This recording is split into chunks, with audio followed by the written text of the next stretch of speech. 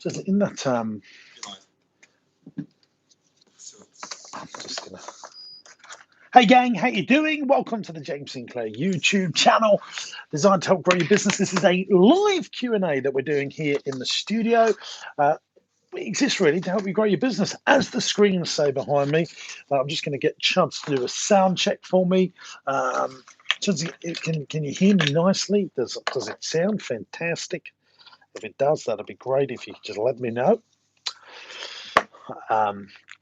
Let us know where you're listening from in the United Kingdom or indeed the world. And tell us what your business is in the comments, please. What's your business? Where are you in the world? Hit them in the comments below. Do you think we're on this? Yeah, I think so. Dee. So if I move back, am I sounding still the same? It is. Yeah, that's great. No difference, no difference, no difference, no difference. Fabulous. Fabulous. I can see some of you guys are now watching us. Where do I see the comments, Chance? Where do I see comments from people, though, if I want to? Oh, look, there he is, live now. Oh, there's you. So that would be where you see live comments. And then here's some questions to get started. So let me just go on to Cossi Aromas. Oh, Drugs Bunny, he's on. Hi, James. Hello, Drugs Bunny. You're always there, aren't you, mate? Hi, James. We're in Ipswich selling home fragrance products. I was on your podcast back in March. Thanks for doing this. Very helpful, as always. I remember you guys. Yes, it's good to have you. Hi, James. All sounding great. What are your thoughts on property development right now? Look, I'll dive straight into this and give you some feedback on property development. I'm not a property developer. It's not what I do. I love property. I like buying property and renting it out. But my energy and enthusiasm I like to put into business. So I can't really give any feedback on property development because it's not what I do. If it's something I do, I love giving my opinion, but it's not one that I can give you tons and tons of content on. Tendai says, hello, James. We are here watching, looking forward to your podcast. Well, this isn't a podcast, it's a YouTube live, but we do a podcast. It's called James Sinclair's Business Broadcast. Wherever you let your podcasts, you can go and listen to that. And it's usually me coaching business owners. So if you do love listening to podcasts and you would like to hear me work through someone's challenges and what their problems are in their business, and you would like to have a little earwig on those conversations, then go and check that out. It's James Sinclair's Business Broadcast. You can get that wherever you get your podcasts. All right, okay. Well, I'm going to get. Yes, I can do that for you, Shadlington. Mic number 2 now going on. So, guys, if you're just joining us, please tell us whereabouts in the country you are, what your business is, and have you been affected by coronavirus? I'd love to know that. Chantel is sunny Southend. Toddler football struggling to get through as Hall's not taking bookings. I know you, Chantel. I know you came to one of my events, one of my seminars. Hopefully that's all going to change. I hear that the Prime Minister's making some big news tomorrow at midday. That's going to be a big update on more stuff opening. So we look forward to hearing that. So if you've just joined us, please just in the comments below, where are you in the country? What's your business? Has it been affected by coronavirus? Hit it in the comments below. Right, I've got some questions that people have sent in, so let me just answer those. Just where I've already lost them. Are they? Which was it? LRC? No. Just minimize it. Minimize it. There we go. Okay. Chris Holden asked me, hi, James, got a couple of questions. What's the best way to dominate a local area within a 5 to 10 mile radius for window cleaning business? As you mentioned, always have it selling your business the end goal. Should I go limited now or stay as a sole trader until I build up? What, you know, it doesn't matter if you're a sole trader because or a limited company, but if you're a sole trader and your business grows, you can turn it into a limited company straight away. But I always tell people, think with the end in mind, think as big as possible. The bigger you think, the less competition there is.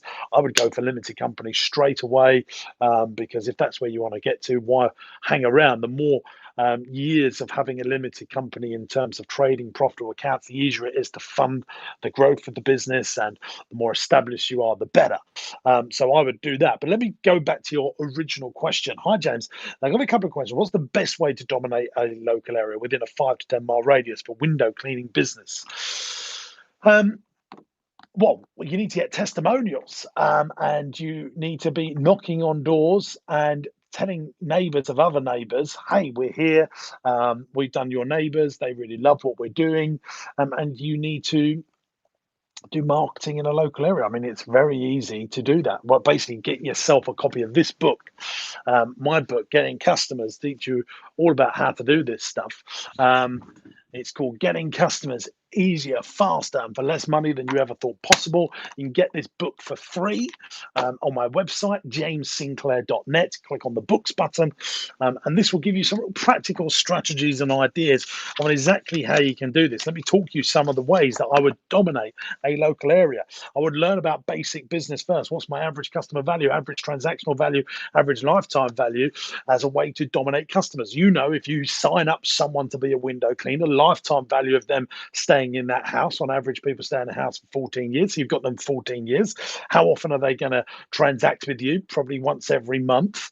And the average customer value is probably, I don't know, £20 per window clean. So you know if they're going to do that, transact with you 10 times a year, that's £200. You know the lifetime value is 200 times at least 10 years.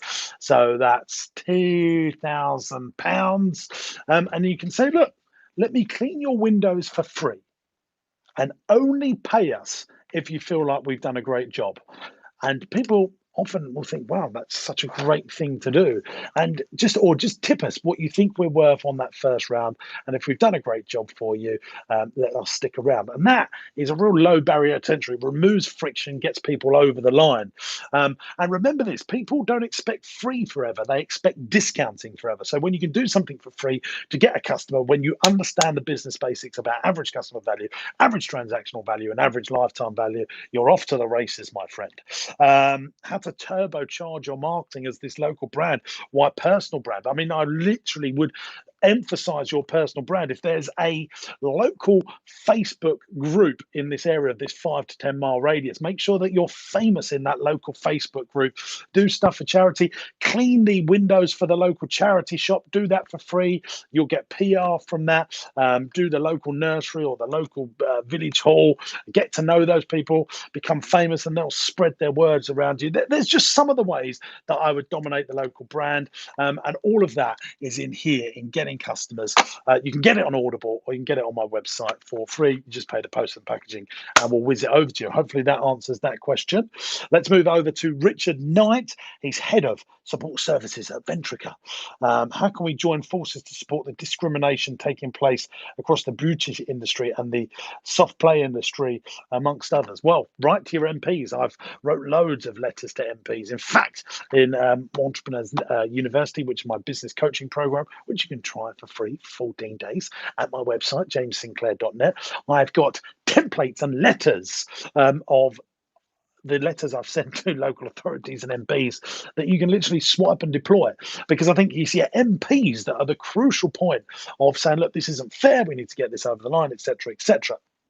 So, Richard, try my Entrepreneurs University, jamessinclair.net. Enroll in the Entrepreneurs University. It's free 14 days. Then after that, it's $49.99 a month. And then you'll see we've got a knowledge hub with literally files, cheat sheets, and blueprints you can swipe and deploy into your business, including letters to MPs to campaign for that discrimination, as you put it. Let's move on to this one. I don't know who this is from, but I'll read it out to you. Hi, James. I really enjoy listening to your videos. I have a question. Well, that's great. It's a Q&A. I own a fitness-based company that I franchised in 2014. Each franchise owner has a team of fitness and kids class instructors to manage, circa 250 people in our organization. We are finding great variances in motivation amongst both the franchise owners and their teams. Some have great mindsets and are pumped full of energy and fight to get through COVID-19. we've done some pretty cool things and successfully flipped parts of the business online over the last 4 months. Fantastic. Others, understandably, are feeling battered and bruised after lockdown and seem to lack the motivation to get going again. Other business owners in different sectors I'm speaking with experience the same with their teams. Do you have any advice on how you've kept your team motivated and what steps will you take with those struggling, dig deep to find their mojo again? I need passionate people with fire in their belly. COVID-19 has really hit some of the best really hard. Won't be offended if my question isn't appropriate. I mean, there's about 17 questions there, but I think the crux of it is how do we keep class instructors motivated, 250 of them in our organization? Well, if you want to motivate people, it all starts with this, gang. Let me write this word up for you. This is the big one. It's all about educate. If you want to motivate people, you've got to educate people. And I think business owners are very guilty. They forget that they are a rare section of society, a rare section of DNA that have untold amounts of resilience, and that's why you're a business owner. That's why you're more successful than most people in many ways. And what you need to understand is that you need to lead people through this through constant communication. But communication is one part of it. The education is the biggest part. I always tell this little story. I remember a kid at school who's become a very successful, wealthy builder now, who was terrible at school. That wasn't his type of education. He didn't like the school system, but he became an apprentice for a builder. And this builder taught him the ways of bricklaying and building houses. And that sort of education, actually showing how it's done, how it's practically done, motivated him, super motivated. Now he's a millionaire. So, look, we're all some people like to watch, some people like to read, some people like to do. You need to find the right education for the different people and continually educate them, whether that's podcasts, constant videos, live events, calling people up and educating them on how to be. And when you motivate people through educating people, they stick around. A great book. It's the one over here, Felix Dennis. I don't know if you see it behind Shoe Dog, How to Get Rich. Felix Dennis, when he died, he was worth £500 million. And he said, most people, after 2 years, get bored in their roles. It's then time to re-educate them, move them into a different department, and drive their motivation forward through education. And I've been doing that in my organization. That's why I write books and I give them to my staff. That's why I do podcasts. Hopefully some of my staff listen to them. They watch me on YouTube. So they know that I'm constantly educating them where we're taking the business forward. So yes, communication is part of motivation, but education, the right education, is the biggest way to grow people forward and take them to the next level. So hopefully, one of the big things that we always say, entrepreneurs university, is educate, congratulate, appreciate. So I'm just going to then repeat. That's the formula that we use. So we educate, then we congratulate people, then we appreciate people. And the middle one is telling people, look, we're doing really well here. This is really good. A pat on the back. Writing team members a handwritten letter. One of my team members only the other week, I wrote them a letter and I sent them a check from my personal bank account because they were doing so well at work. And I just posted that through to them. And I said, look, there's a letter here. Please take you and your wife out for dinner. You're flipping fantastic. I know you've worked really hard through coronavirus. And he was super motivated by that. I love doing things like that. So don't think it's all about paying people more money because, we've all got 84,000 seconds or minutes in the day, whatever it is. And is it minutes or seconds, Chad? He has no idea. It's one of the two, though. Yeah. And some people are just so much better at motivating people to get more stuff done, and get through dark times because they educate them through those dark times and show them new skill sets and show them how things are done. Okay, Rocket Railway. Is it a good idea to borrow lots of money? Is it a good idea to borrow lots of money? Is it just a case of ensuring the money is working hard for growth? Well, it's not a good idea borrowing lots of money if you don't know what you want to do with it. But when you do borrow money, you want to make it work as hard as possible for you. A quick rule of thumb that I have for business is the 2-to-1 ratio.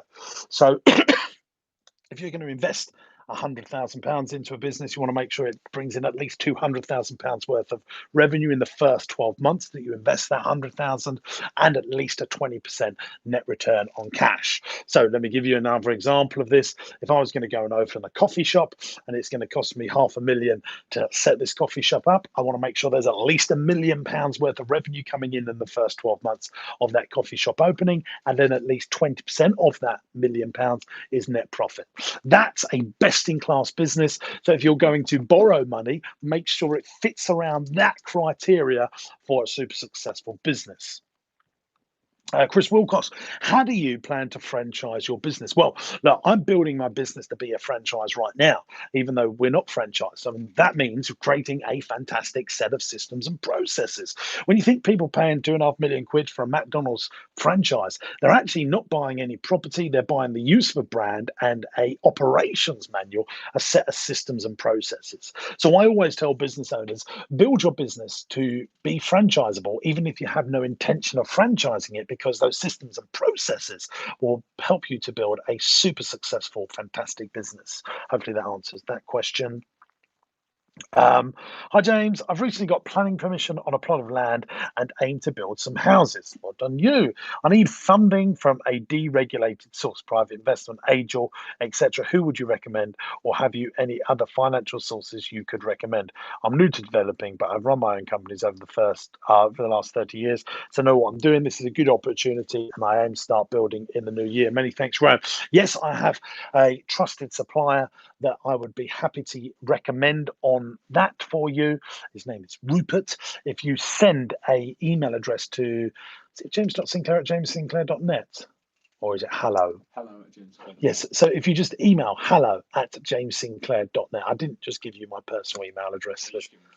Yeah, yes. If you email us hello at jamessinclair.net or private message me on Instagram, the Instagram thing is underscore James Sinclair. I will then send you the details of the person that can help you with that. Okay, Chaz, can you dive me back onto YouTube, because I've seen there's quite a few questions. Guys, if you're joining us here, please do us a mega favor. Please subscribe to the YouTube channel. I really would love that. So Cullum Davis, please subscribe. Peter Moxon, Ginger Magic, Raising Wildlings, Aaron Shorter. Please subscribe to the YouTube channel. Click on the subscribe button and the notification bell so we can let you know when we're bringing out great new videos to help grow your business. We just really would love you to do that. So if you could just do that now before we move on forward, please subscribe to the YouTube channel. Thank you very much. Raising Wildlings, have you let James Burt go? No.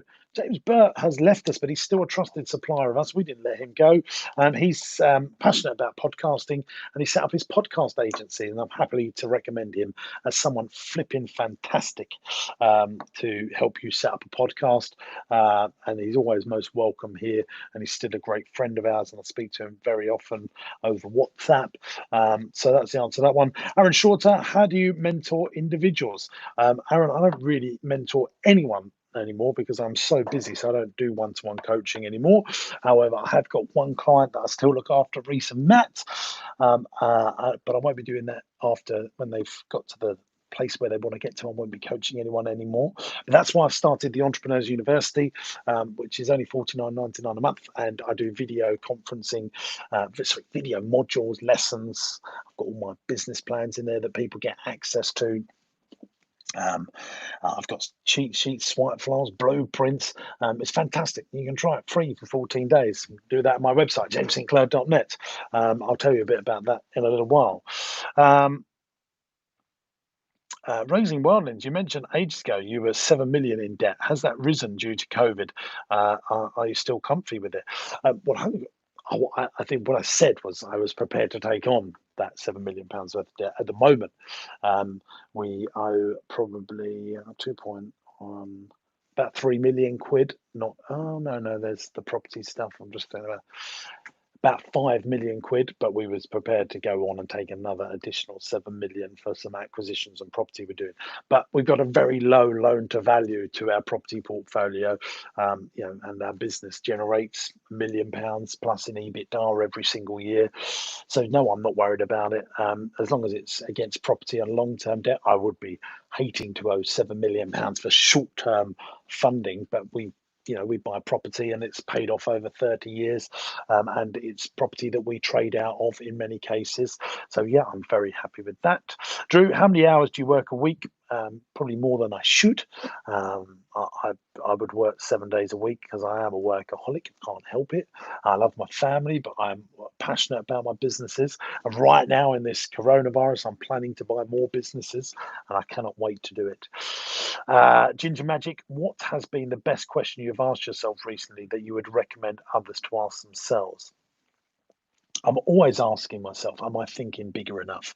Because I know that when I think bigger, less people operate in that space. The smaller you think, the more competition there is. Let me give you an example of this. I always talk about if I wanted to own a B&B hotel with 10 rooms, pretty much all of us could achieve that. But I would much rather think, how can I own a 500 bedroom hotel with a lazy river, a conference facility, 20 tennis courts, and a spa?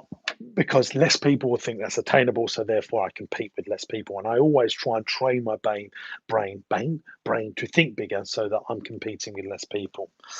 Uh, Raising wildlings, how many members do you have in the university? I don't know. I think it's about 200, might even be 100. We've only been doing it a few months, but more and more people are coming on board. Hopefully that answers that question for you. Michael Dunn, recruiting a financial controller after only using a bookkeeper, 2.5 million turnover. What are the key qualifications you would look for to implement end-to-end financial controls in the business, online e-commerce business? Well, number one, I'd definitely get your accountant to do one of those interviews on that financial controller. I would be thinking about bringing this person on. That if you're 2.5 million now and you want to get the business to 5-10 million, could this person grow with you to be your FD? So if they're a qualified accountant and they've been working in practice for 2 or 3 years, so they've had access to other types of businesses, and they can bring in that knowledge into your business, fantastic. Look for someone that has the right attitude, because you'll know if they're going for the job, they'll have the right skill set.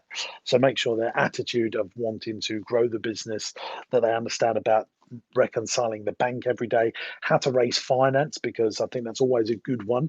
Because when financial controllers have raised finance, they're very good at putting business plans together and spreadsheets and cash flow forecasts together. Even if you don't want to raise finance, that skill set of knowing how to do that will help you manage the business better. So there we go. Hopefully that's, if you want any more, just hit them in the comments below on that one. In the Entrepreneurs University, there is actually me interviewing a financial controller for another business, and you can listen in on all the questions. So we haven't put that video out on YouTube. There's exclusive content in the Entrepreneurs University. So if you want to go and listen to that, like I say, you've got that 14-day free trial, and you can actually listen to me interviewing someone for another client. Not me, for someone else's business, for a financial controller. That's in the unseen video section in the Entrepreneurs University. You just go to my website, jamessinclair.net, and you can try that for free. Okay, Bouncy Ben TV. I'm after a short-term let on a commercial industry unit for only 3 months.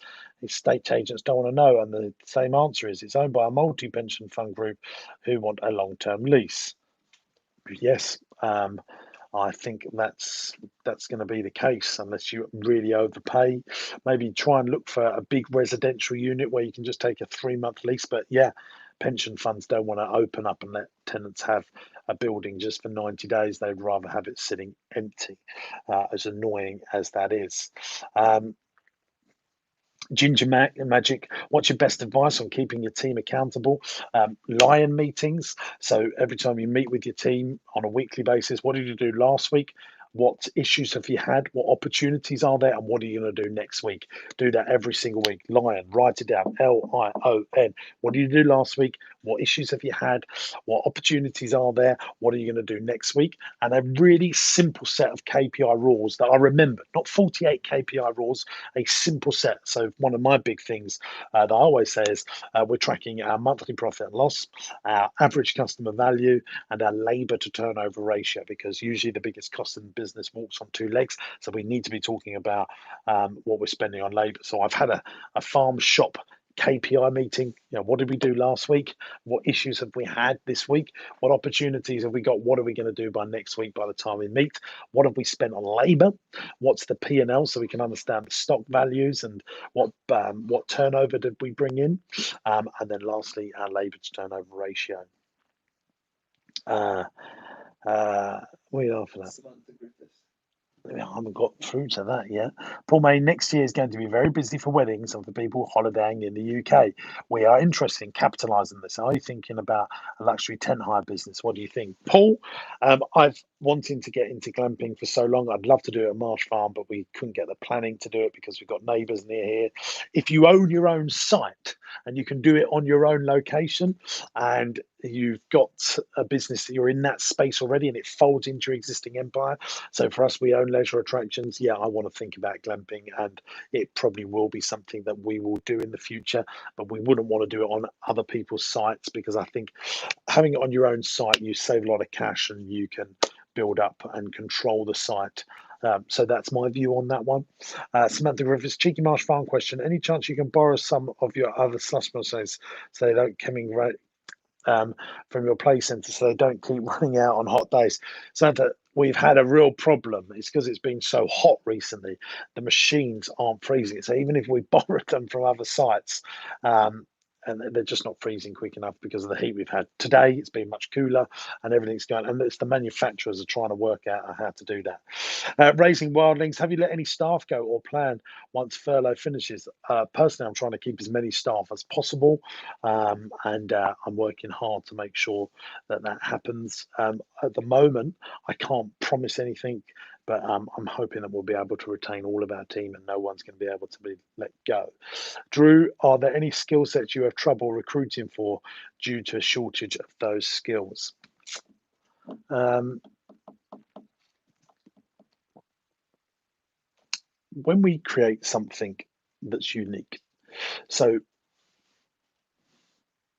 when we start our Teddy-tastic business, it's quite a unique business. It's quite hard to find someone to come in and manage those new startup businesses. But when there's a business like our day nurseries, we'll just offer people better terms to come and work for us, and that seems to work.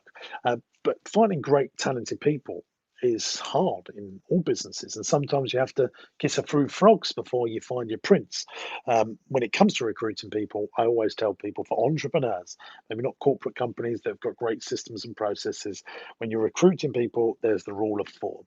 At least 4 interviews, but probably more. So first interview is a group interview stage. You get them all together. This is the vision of the company. If everyone likes that, they're on a selection deselection process. You're deselecting them as much as they're deselecting working for you. Second interview is with someone to make sure they've got the right skill sets. Third interview is with you or someone else in your team to see if they agree with the outcome of interview 2. And interview 4 is a presentation on what they will bring to the table to help grow the business. Again, there's loads of information in the Entrepreneurs University on how to do this.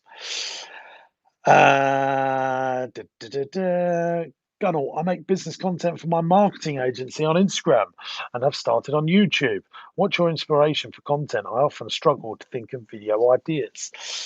That's a really, I mean, sometimes we struggle too because we're pumping out so many videos and so much content. But I think one of the things I would always tell you is business owners, and we all need to be reminded of R&R, refresh and remind ourselves of the stuff that we know that works, and usually that gets forgotten. Like, people forget in marketing the most important thing about marketing when you're producing marketing is what's your message to your market and who is your market. What you're doing here is saying, oh, we need to get something on media, we need to get something on media, but actually, are you bringing out good enough stuff for your market, and is the message good enough? How you spend a lot of time on your headlines? And there's 2 things that matter in marketing. Are you solving someone's pain, or are you bringing them more pleasure? It's pleasure and pain. And if you can give people more pleasure or solve pain, you will always have a better result in your marketing. And I think we've learned that. Like, no, we our title for everything now is helping you grow your business, because we know that's most business owners' pain. They want to grow their business. So rather than saying, this and that and that and this, it's actually like, what do we need to do to help people grow their business? Or at the moment, we're bringing out loads of stuff on recession, because we know business owners, that's a pain for them. They're thinking, oh my God, what's this recession going to be? So we're demystifying it by bringing out content on the recession. So our YouTube stuff is usually far more newsworthy and current, if you like, and then the stuff that we're doing on, and the same with LinkedIn. I mean, LinkedIn's massive for business. So go and check out LinkedIn. And then on the Entrepreneurs University stuff is now videos that are direct content, direct teaching, which doesn't necessarily always work on social. It doesn't grab people's attention.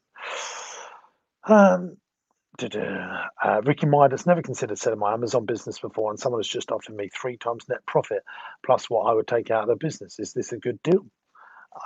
Ricky, I can't just answer something like that just on YouTube without knowing the ins and outs of the details.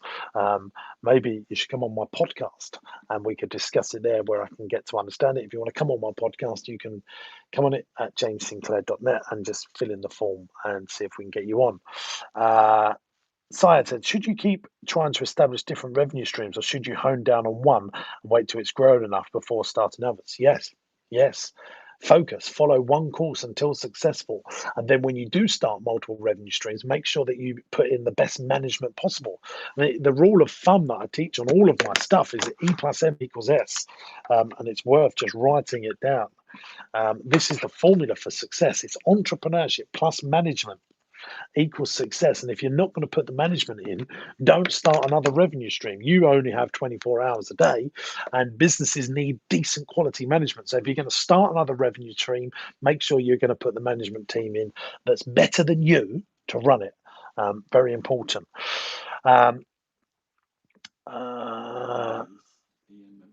How do you acquire funding a 100K startup without giving up any ownership?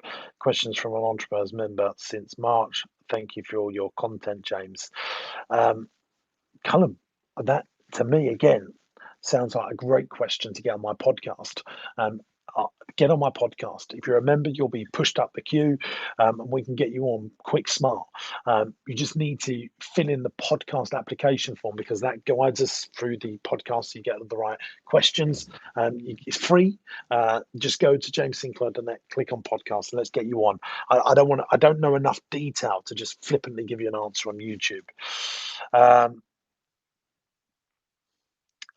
The Ferminator, should I sign an exclusivity deal to restrict us to one client?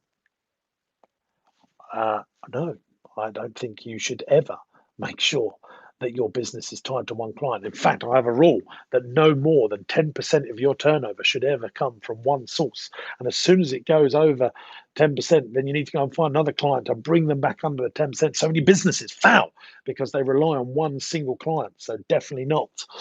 Living, what's your view on businesses going insolvent? We are concerned about staying open when we are burning through cash, but just as concerned about the impact of our other ventures and people's opinions. Well, that is the problem with coronavirus. But I think great entrepreneurs and businesses are pivoting out and doing other things. Like we had no money coming in, and I used to do live events. Now I started Entrepreneurs University. I don't do live events anymore. We've pivoted online, and people are coming along to that, and that's fantastic. We opened our farm shop because no one was coming to any of our other businesses.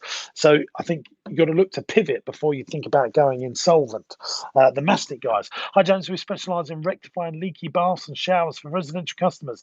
Are we right to focus on one particular sector? We have 10K followers on FB, and our brand is very well known.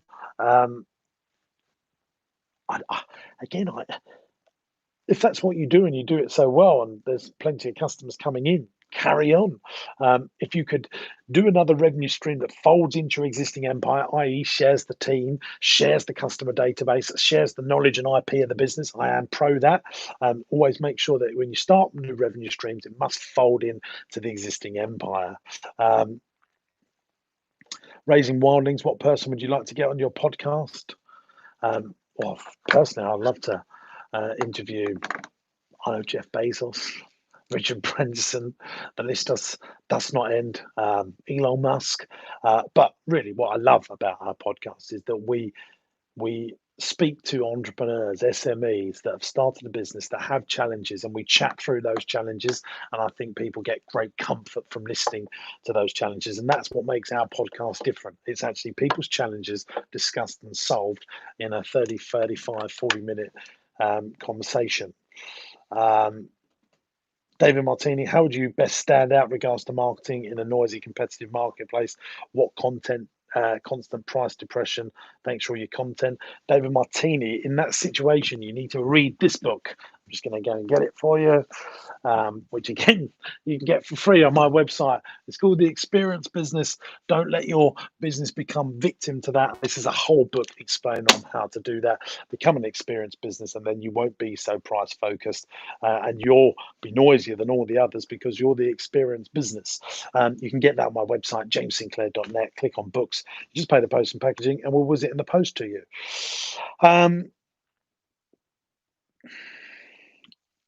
I think I've done enough questions. We're going to save up all these questions that I haven't answered. They're coming in now for the next podcast.